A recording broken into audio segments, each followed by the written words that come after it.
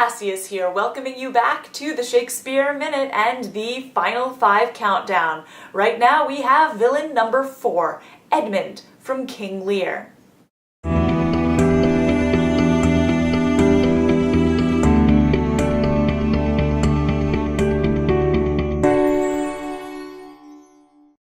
In King Lear, the entire subplot of the Gloucester family involves Gloucester's two sons, Edgar and Edmund.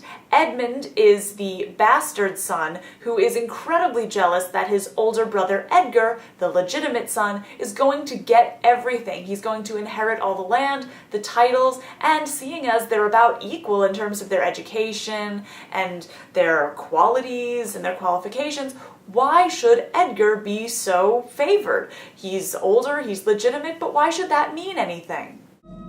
Wherefore should I stand in the plague of custom, and permit the curiosity of nations to deprive me? For that I am some 12 or 14 moonshines lag of a brother. Why bastard? Wherefore base? Edmund is a rough, skeptical man who questions absolutely everything, and in his questioning of the fates, the stars, his own life, and, well, everything he sees in it, he decides that he's going to play his father and his brother against each other. In such a time of turmoil, it's easier for them to believe that this division could fall out, even if they're only getting the hearsay secondhand from Edmund. Edmund tells his brother that his father is angry at him. Edmund tells his father that his brother Edgar is trying to kill him and inherit the land earlier than his father's death, which has not yet happened, will allow him to.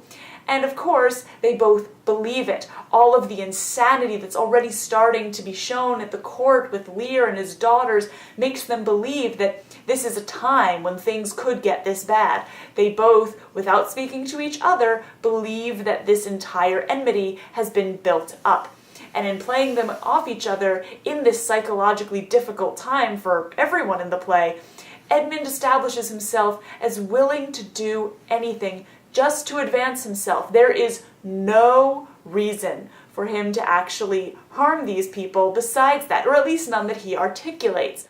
Sure, at the beginning, there's definitely a sense that he's been angry at his mistreatment at the hands of his father and society as a whole, saying that there are all these assumptions of who he is and what he's like.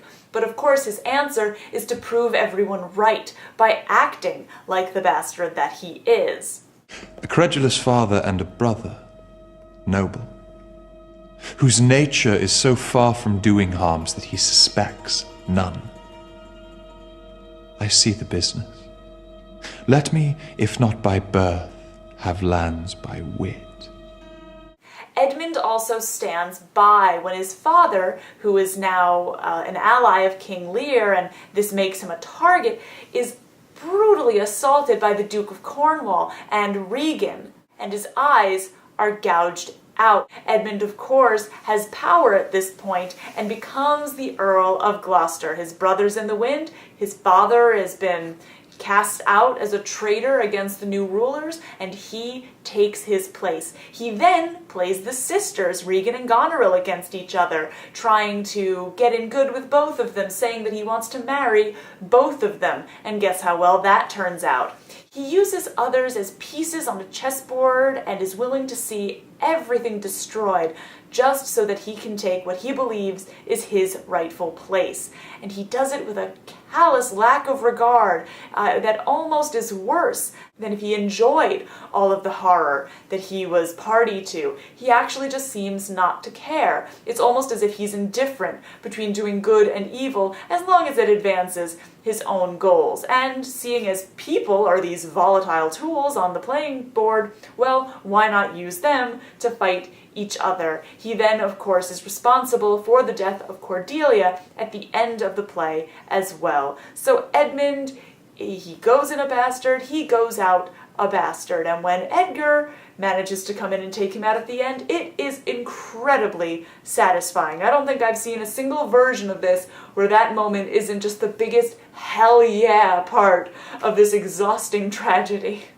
Edmund, his crimes?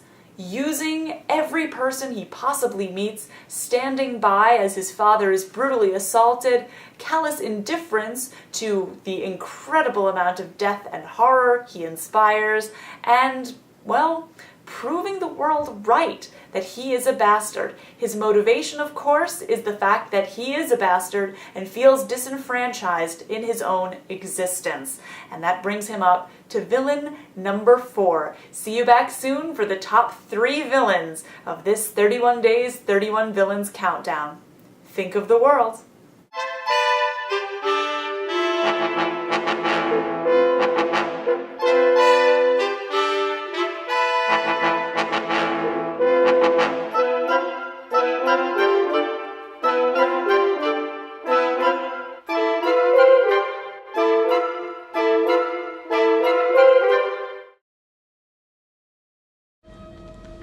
This seems a fair deserving, and must draw me that which my father loses.